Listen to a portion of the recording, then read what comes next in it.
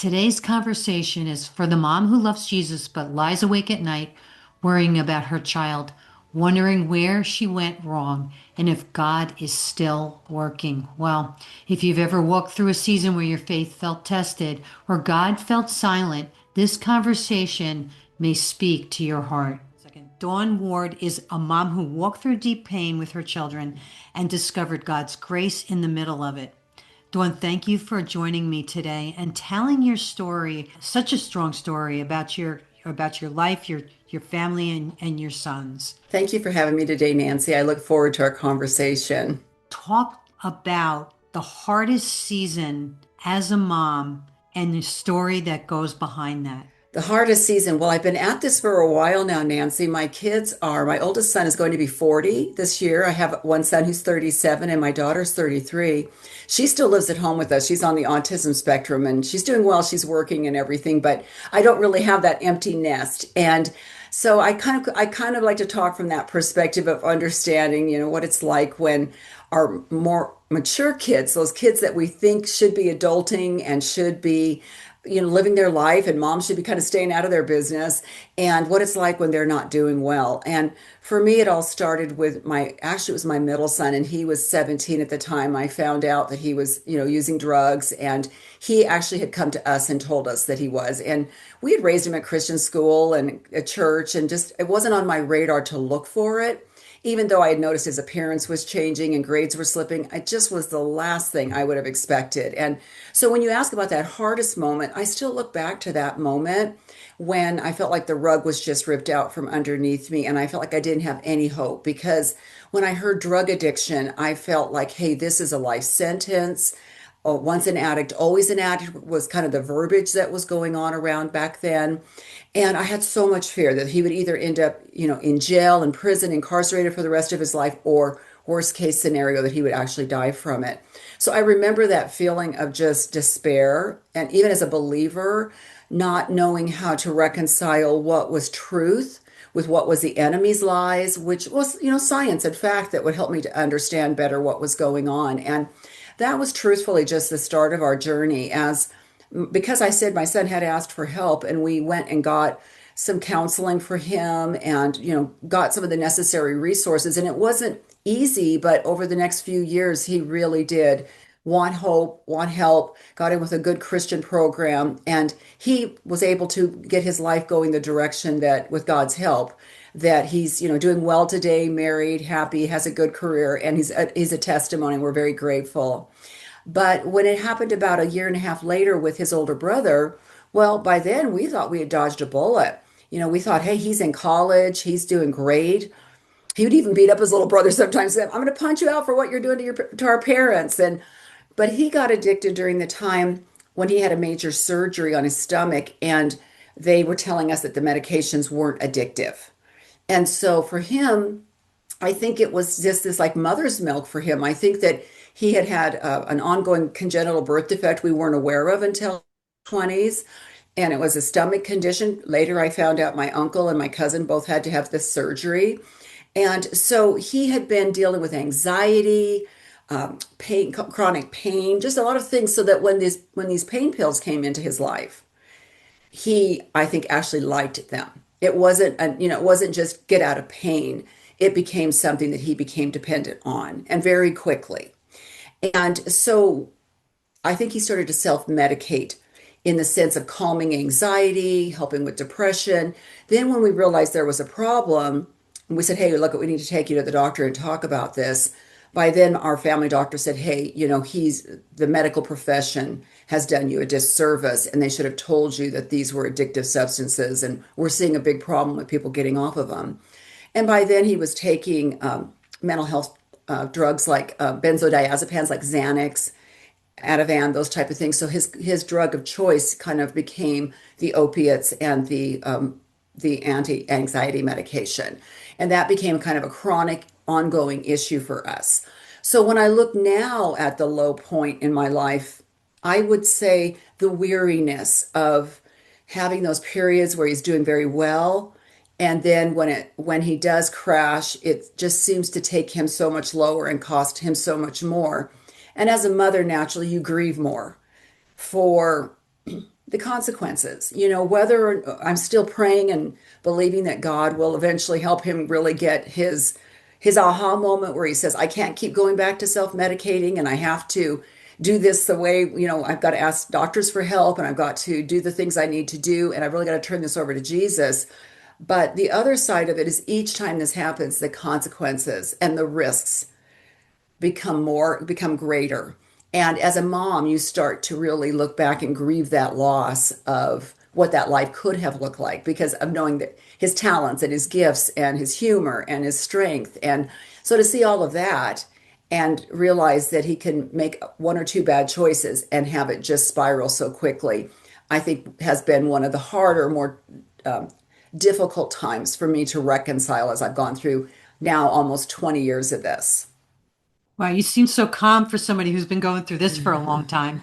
Yeah. You know, part of it was, I remember one time, and you know, this can be sometimes people come on and they can talk to you about how things really got good, you know, and the Lord did this miracle and their family is doing well. And I'm so grateful to have that testimony for my husband, who was addicted to pain medications as well, with numerous back surgeries, and for my son, my younger son. But then there's that time of reconciling with Lord, you know, I'm not getting that quick answer. And I remember one time my son had sent a note via text to his brother that he was going to end his life. And his brother didn't even know his address. His brother was in medical school. And so what happened was he got a hold of my husband. My husband sent the first responders to my son's apartment. And at the time I was working in a medical office myself. And I just went into this where I just kept seeing my patients. I had my phone on silent, waiting to hear whether my son was dead or alive. And I just kept working. And when I got the call from the police, I just, you know, I saw it was on vibrate. I stepped out of the room, went in, I made an excuse. I even made an excuse to my patient, like I needed to get a supply. I made sure whenever, the craziest thing about coping with this kind of stuff is I made sure that if I ever had to step out due to something like this, and I told them I had to get a supply, I always came back with a supply. Isn't that crazy, Nancy? But I always came back with that cotton or those, you know, whatever it was I needed and that I was low on. So when I was out of the room and I talked to the police and they had found out they'd got him in time and they were taking him to the hospital and all of this, I went right back in and I didn't miss a beat. And I didn't tell anybody that day what had happened. I just continued to see my patients and went for months without ever really identifying what I was feeling. And I remember one day the Lord saying to me, "Hey, you know, oh, I know what it was. I think it was during the time I was writing my book." And I said, "Thank you, Lord, you know, for all the strength you gave me and all the times that I went through these crisis situations and I was able to keep it together." And I was truly grateful for that because, you know, I needed a job. I had bills to pay and things. So I was very grateful. But the Lord said to me, He goes, "I bet you think you handled that really well, don't you?" And He reminded me of that situation. And I said, "Well, yeah, thank you, Lord." And He goes, "Actually, if there was a time you should have fallen apart and you should have been in a bundle and on the floor of tears, or you should have been driving home or driving to your son's house as quickly as possible, that would have been the day." And He just really told me, like, "Dawn, there are times when you have permission to be a mom, you know, to hurt, to be concerned. When I'm afraid, I will trust in you." And what He showed me is I'd been living in that, you know, flight, fight, or freeze when we're that trauma part of our brain. I was so used to, I knew what fight felt like, and I knew what it was like to fight for my child and to fight to try to help him. But when I got into freeze, I didn't even know that I couldn't even recognize it. I didn't realize that what I was doing and coping and thinking was God's strength was truly a trauma response that my body was dealing with. And the Lord really wanted to put His finger on that. And He really wanted to talk to me about, like, Dawn, are you really relying on me? Or are you just living in this cognitive dissonance, you know, where you just kind of checked out in order to survive? Hmm. And that was a process that I had to work through with the Lord because I knew He wanted to take me to a deeper level of trust with Him. And that sometimes coping well or seeming like we're coping well isn't necessarily a sign that we're where God wants us to be. You know, that He wants us to be in that complete place. He'd rather have us bawling and sitting on His lap and crying and not even knowing what to do next than pretending everything's okay. And so, Yes. and I had to come to that place, you know, because there are times when, yeah, I had to put on a smile on my face and I had to function. There were other times when the Lord showed me that, Dawn, that was a time that I needed you to really be dependent on me. and you were just holding on by a thread and you were just doing the next thing that you needed to do to survive. And there that does happen. I don't want anybody to feel like that's not that's not a real part of it. But it was a place where the Lord, one of those aha moments where I realized like how hard this was really hitting me. Yeah. You go into, I can see what you mean about freeze, because even if it isn't, we're talking about drug addiction here, and Right. what moms can do, and things like that. But whenever we're traumatized, we can go into freeze mode, like not really knowing what to do. No. It's just like, okay, I wasn't, how did I receive that? How can I, how am I going to do this? Yeah, and it happens to so many people. But now you have a son now who was drug addicted, and he's now in you say he's in jail now, but you know is he has he come to the Lord? Have Is he seeking God through all this? Is he changed? I've seen growth in him, and he of all of my kids seems to be the one who stands up the most verbally for his faith. And so I see this side of him that believes and really there's no wavering as far as what he confesses, but then I do see that side that struggles with surrender and allowing the Holy Spirit to come in and take over. And I think part of that could be he just had a recent diagnosis where they did say he has bipolar 1. And I think a lot of times there's just when they're in maybe a manic phase, they might feel like things are better than they really are. And then, of course, when they're depressed, they do the suicidal type thing. And so now I think maybe as he starts to get balanced more and be able to actually look at the seriousness of some of the consequences, I think not that I wanted to make him spiral downward or anything, but I think this is when he's going to really be like, Lord, I have to depend on you because I've made such a mess of things. And that's kind of the place that I think the Lord's trying to take him to, is that I can't just fix this. I can't fix this with another job. I can't fix this with the right relationship. I can't fix this by getting my car fixed and being able to get to work. And I think up until now, everything has been about him thinking there's a way he can fix it. And when you do talk to people who have gone through addiction, and I haven't myself, but I was raised in a home. My father was a functioning alcoholic. I look back now because he went to work every day. They didn't call him alcoholics back then, but the family was really decimated from his drinking and everything. And but I look back now and see every member of my family, the men, were addicted in some way or another. At one point, my brother weighed 900 pounds, so he was struggling with a food addiction.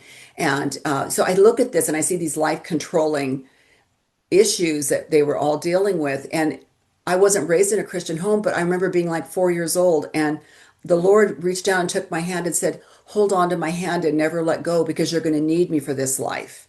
And the Lord himself started to disciple me. I wasn't probably till I was 11 or 12 that I knew what it meant to be born again. But I look back and I see his hand and I think, Lord, where would I have been? What would I have turned to if I didn't have you? It's so easy for me to say, hey, Jesus. And I see people in my life that were hurting that didn't turn to Jesus. And so my son, I see that wrestling going on with him now of knowing it in his head and believing it, but not having that transformation in his heart and life. And my husband and I have even been talking about that lately, like, what will that look like for him to have full reliance, full surrender to Jesus Christ, and what a difference that will make in his life when that day comes. That's an exciting moment, and Yes, it I will pray be. for that. Thank I you. pray for that. But there's so many moms, that are struggling with this. And their kids don't know who Christ is. Maybe they're at a place in their life where they're like, you know what? I've prayed to Jesus. Nothing is happening. Why isn't he answering my prayers? You know, why is my kid still doing this? What would you say to them? Well, my husband and I just had that again. My husband Steve and I just had that discussion this week. It doesn't necessarily go away that we just don't, we get impatient and we get tired and we get weary. Hey, the energy that I had for this 20 years ago isn't this, I don't have that much energy for this 20 years later. You physically don't recover from these episodes where you're called out and there's police and there's ambulances and there's car accidents and there's all these things going on. And your body just doesn't bounce back like it used to. It's stress, and it's just a real thing. And I believe that the earlier we can learn to really lean on Jesus and trust his timing and trust his process, the better. And the sooner that we can take it off of our plate and put it on his plate, the better. That, how does that look? Okay, what does that look like? Because my book is really written from a faith-based perspective. There's a lot of good books out there on science, neuroscience, and all of that. Mine was written from the place of one day the Lord said to me, Dawn, do you trust me? And I thought I did, and I just remember at that point kind of that aha moment of, well, what does trusting him look like?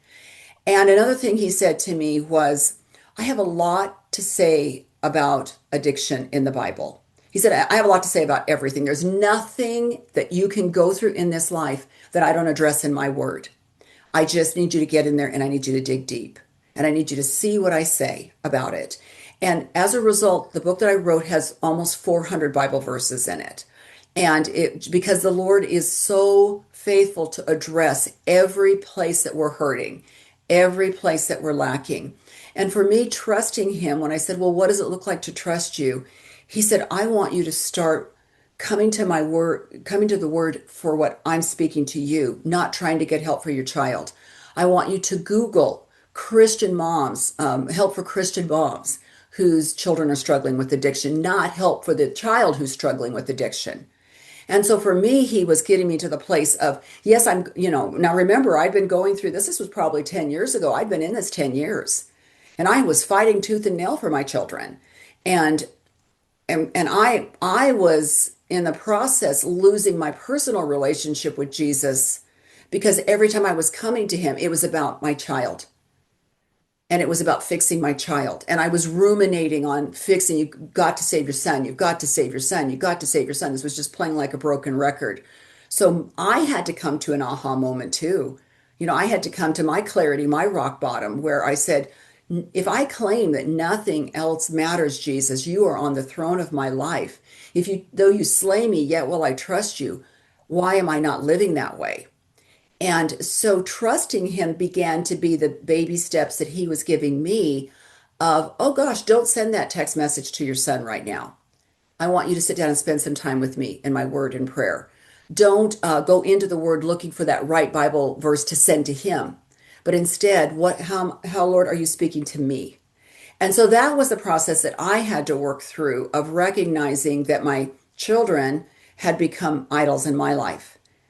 And what mother doesn't want to save her child? I mean, what mother wouldn't do anything? We would dodge a bullet if it was flying at our kid. So of course we're going to do, we would confront drug dealers. We'd do whatever we had to do to save our child's life if we thought it was going to do it. But the problem with addiction is that they have to really want it themselves. And until they come to that place, you're spinning like and I used to say, I didn't feel like, my friend said she felt like she was on a roller coaster from hell. I said, I feel like I'm a pinball in the middle of the pinball machine and that somebody else is pulling that trigger and that thing's just going ding, ding, ding, ding, ding, ding, ding like this. And I don't know where I'm going to land. And so Jesus said, I'm your solid rock. I want you to land on me. And so this really took me on a journey of the Lord growing my faith. And that's my encouragement, to the moms right now. My message to them would be, Mom, yes, anytime, you feel like the Lord's opening a door and showing you an opportunity that perhaps you could speak truth into your child's life, or, hey, there's this opportunity you think that you should at least present to them, do that. But don't get caught up in the rescuing and the enabling and throwing good money after the bad and all of that. I just got duped recently, Nancy. I could just, 20 years, I think I'd know this stuff better, but my husband, my son has a significant other, a girlfriend he's engaged to, and so there's a lot of dynamics that go on there with when it's not just mom and dad anymore. We're talking about adults here, and sometimes, like you were saying, there's significant others, there's children, there's wives, there's other people involved, and that are all part of the solution or all part of the problem. And in this case, he was using an excuse of her car being broken down, which it was. I knew, and my brother had sold her the car, so I knew the situation. And that her son, they were out of money for food for her son and everything. And I ended up sending him money. And after this last chain of events, and he's in jail now, I was talking to her and found out that she never got any of the money. He'd Oh, taken the money and gone out and bought drugs with it. And it broke my heart, because I wanted her to have that money to help her. And it was one of those things where I thought, gosh, now I've got to remember if I'm going to do that to go to the other person and make sure it's okay and give them and your brain just gets so tired. And sometimes the Lord's just like, Dawn, I'm looking at your heart. Your heart wasn't to enable him. Your heart was to help the family. And I think we just sometimes have to allow God to give us, that's why my book's called From Guilt to Grace, because I got caught up so much in the guilt and the mistakes I was making. And it hurts my heart when I think about the moms and the dads who are caught up in that level of guilt. And Jesus is just like, I'm about grace. My grace is sufficient. And you're weak. My power is made perfect in your weakness. And you're going to make mistakes, mom. Even it doesn't matter how many counseling sessions you get. It doesn't matter how much you pray. It doesn't matter how many times you mess up. It's going to happen because we are imperfect people. And we have a perfect God, a perfect Father who loves us. And his kids mess up and his kids rebel and his kids sin. And if he of all people understands that you can do everything right and your children still are going to do their own thing. And so that would be my encouragement, because I know what it feels like to still think, gosh, by now I shouldn't be making those same mistakes. I shouldn't, and I do a pretty good job over and over, but my husband and I don't even make the decisions without each other. We both decided it together and still got duped. So I can laugh a little bit about it because it's like a costly mistake, but it happens. Give yourselves a break. yeah. I think Yeah. a lot of people definitely have that guilt of blaming themselves, Yes. because I do know of someone who lost their son to drugs and still feeling very guilty like about it. And Yes. it's hard. I don't. I can't even, I don't even step into those shoes to Right. understand it. But you know what I love about you is that you are listening to God and you are like writing this down. And would you say to some, maybe mom or parents, you know, do some journaling to the Lord? Yes. Maybe this would help you on your journey. Would that help? Have you done that? I have. During the time I was writing my book, I had a hand injury. I was working for 25 years in the medical profession for plastic surgery and dermatology. I was a medical esthetician. And so my hands needed to do all kinds of fine detail work with needles and lasers and blades and things like that. And I had a hand injury and a surgery, and my thumb ended up actually freezing in place. And so I lost my career over that. And during that time, it was really hard because I was writing the book and I was so used to getting up and journaling. And now I had a hand that was put in a brace, and it was, for about a year there, I had to relearn how to write. And it doesn't even look like my handwriting anymore. But I read recently how healing it is to our brain to actually pick up pen and paper and write. And it activates a different part of the brain than texting or typing, or keyboarding. It actually can help prevent or slow down people who are getting dementia because it helps the brain to actually heal and process. There's something very therapeutic. So even if I find there's times I'm just doodling, like I'm just praying, and I look down, and there's a lot of little flowers. They don't even look like flowers. I don't know what they look like, but they're just doodling. And then I'll just put a few little things, like a few notes on there, but about 15 minutes a day. So I thought, isn't that just like, the Lord to have something that we can benefit from spiritually, but also for it to be good for our mind and good for our brain. And it truly does help reset the brain. So I do encourage journaling. And I found that a lot of what I wrote when I was journaling is what the Lord ended up building on when I put it in the book, when He had me put it in the book. And another thing was when I first started the ministry for Christian moms of addicted children, He had me get up every morning, and what I was writing is what I was sharing with them.